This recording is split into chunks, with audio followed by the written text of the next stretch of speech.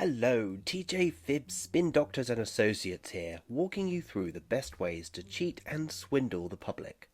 As an aspiring politician, we're glad you chose us. Whether you have certain business interests, an agenda to advance, or you just like power for power's sake, we're here to ensure that you win, no matter the method, no matter the cost. Now, lying is nothing new, neither is manipulating the masses, but the scale, reach and precision we are able to achieve with all of our alternative facts is unprecedented. Here, sit back and let me walk you through our menu. When you leave, you'll be a master of the silver tongue. Step 1. Rhetoric. The art of political persuasion, or rhetoric, dates back thousands of years. Rhetoric itself is fundamental to Western civilization, its effects being both positive and negative. In reality, it's merely a tool whose moral allegiance will align with how it's used and who uses it. Democratic governments rely on debate and speech to function properly. The laws in which society lives by are just legally empowered words. Rhetoric has often been employed as a means of peaceful resistance. Prophets throughout history, such as Jesus, spread messages of love and acceptance, which saw him being accused of spreading dangerous ideas and ultimately crucified. The same form of peaceful activism can be seen by Gandhi or Martin Luther King Jr. On the other extreme, rhetoric or propaganda is used by totalitarian regimes to exercise control over the masses. Nazi Germany is perhaps the pinnacle of this. Hitler didn't just come to power through sheer force, he persuaded a dissatisfied nation through language. He famously said, "If you tell a big enough lie and tell it frequently enough, it will be believed." Rhetoric can be used to many ends, and it is the underlying intention that is the key to the manipulation. If you, as an aspiring politician, want to increase military funding, don't talk about the money. Talk about how we need to protect our families and defend against the bad people who threaten them. Step 2. The basics. Aristotle can be seen as the forefather of rhetoric, laying down many of the foundations that are still in use today. Consider your audience. When speaking to the working man, you might want to tailor the message differently than when we're speaking to our friends at Goldman Sachs. Tailoring your message is called ethos. This is the beliefs and ideals of the group and how you appeal to those. Are you fiscally responsible? Are you a strong man who gets stuff done? Are you a bridge-building everyman like in JFK's Ich bin ein Berliner speech? Appeal to your audience. Next, you must consider logos, or reason and established truths. Now, established truths can be subjective to the audience. Global warming may be fact to a room full of scientists, but take that message to a different audience and you may have mixed results. Lastly, consider pathos, appealing to the emotion of the audience and in turn appearing more empathetic. Look at this puppy that's moving into the White House with you. Look at it. Look at the puppy. Now aren't you just like that puppy? People like puppies, and you're people. Now combine all three. Global warming will hurt puppies and people, and I'm the person to stand up for humans and puppies everywhere. Perfect. Now let's go swindle the next crowd and take it up a notch. Step 3. Taking it up a notch. Aristotle also gave us the 5 foundations to rhetoric. The first is invention. What is the intention or point you are trying to make, and what are the arguments and claims that will help you do so? Second is narration, where you lay out an objective and generalized view of the subject. Thirdly, division. What are the similarities that bind us and the differences between your argument and that of your opponents? Fourth is proof, where we drive home the use of logos and reason. Number 5 is refutation, where you can anticipate naysayers and preemptively point out any objection. And in summary, we must use our pathos to leave the audience with a lasting impression. Let's combine all these with our previous example. Global warming is the biggest issue we face as a species. Mass famines, mass extinctions, and devastation to our economy on a scale we have never seen before. There's no one and nowhere on our planet that will escape its impact. The other candidates want to sit on their hands and let this happen. Now, change may be difficult, but scientists agree it's important to start now and to build a greener economy together. One that produces jobs and opportunities and a cleaner world for our children. One where humans, puppies, and our families can live happily and safely. And just like that, you have the foundations for most political speeches and debate points. Now, we didn't come here to stop global warming. What you want to know is how to enrich you and your friends. Historically, the dark side of rhetoric was already well known in classical Athens. The Sophists were a group who prided themselves on their ability to make weak arguments seem strong by using rhetorical techniques. Plato famously criticized them.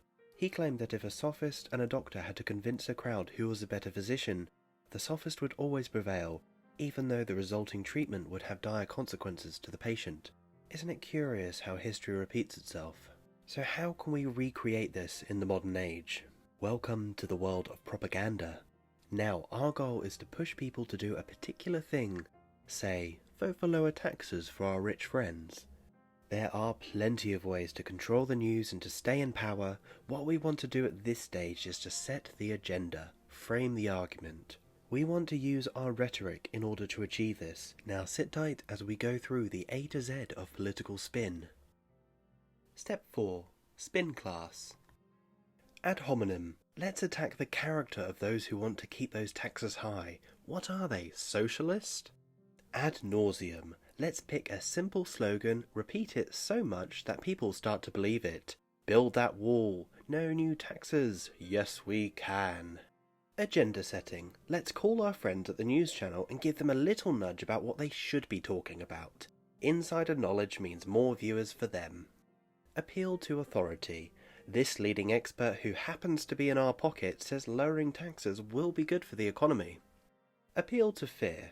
If we don't lower taxes, our economy will tank. Did you see what happened to Venezuela? Bloody socialists. Astroturfing. We pay all our sons and daughters extra pocket money to stand outside with placards asking for lower taxes. Take some photos and news reports from creative angles to make it seem like there's much more of them who care about lower taxes than there are. Bandwagon or the black and white fallacy. People want to be on the winning side. Look at these billionaires. You want their success, don't you? Cutting taxes means you get to keep more of your money. Besides, you wouldn't want to be like one of those loser socialists, would you? You're either with us or against us.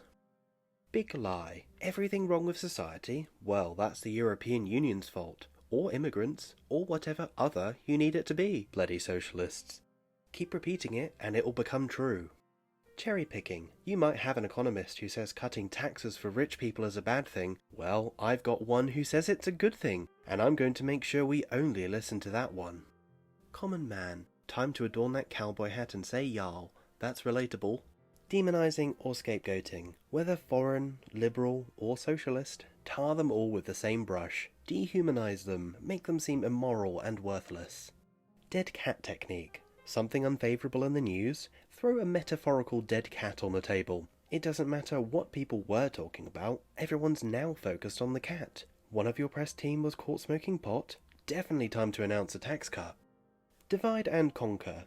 Julius Caesar liked this one. You can't control a united opponent. It's far easier to have all the socialists fighting about who's more comrade than whom than it is to face any real challenge. Throw a few verbal grenades. Question their character. Question their morals. Always make sure they're playing defense.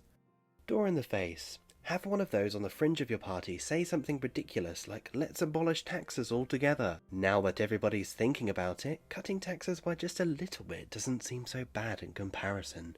Euphemism or dog whistling. Now, we can't say anything that's outright racist or xenophobic, of course, but if we hint at it, wink wink, our supporters will know what we mean. Fire hose of falsehood.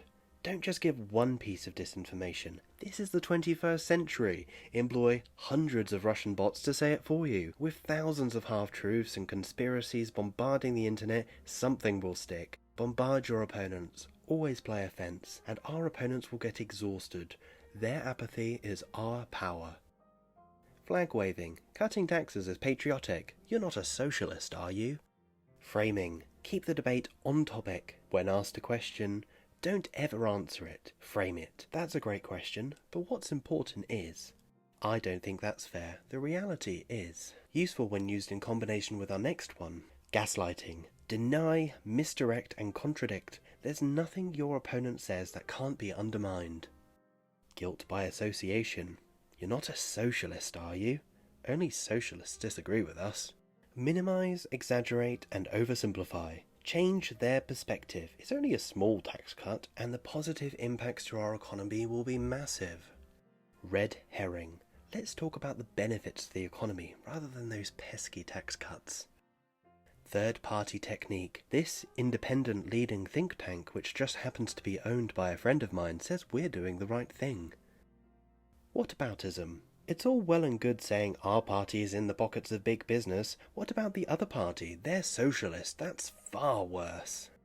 Whew, we got there in the end. There are many more techniques than this, and far more creative ways to use them. Perhaps in our next lesson we can have a look at how to manipulate the masses through social media. It's amazing what you can do when you already know everything about someone, and people are so willing to tell you everything about themselves. It's surprisingly easy to flip the scales of discourse on a budget. The thing to understand through all this is that the public won't act against their beliefs, values or ideas without experiencing psychological distress. This is cognitive dissonance. When two actions are not psychologically consistent with each other, people will do everything in their power until they become consistent. Whether this means holding two contradictory viewpoints aligned under a big lie, or the person becoming a politically entrenched partisan.